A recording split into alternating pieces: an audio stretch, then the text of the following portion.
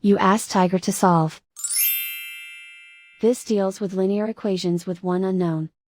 The final result is x equals -15/2. Let's solve it step by step. Simplify the expression. Combine like terms. Group all x terms on the left side of the equation. Add 1/3x to both sides. Group like terms. Combine the fractions. Combine the numerators. Combine the fractions.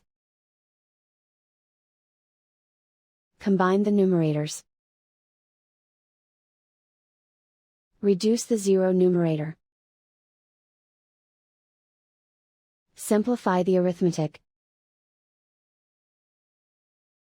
Group all constants on the right side of the equation. Subtract 5 from both sides. Simplify the arithmetic.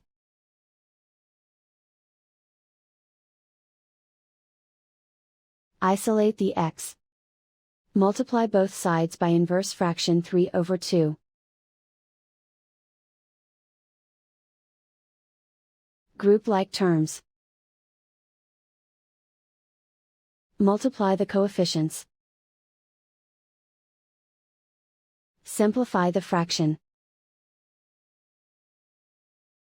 Multiply the fractions. Simplify the arithmetic. And so the final result is x equals -15/2.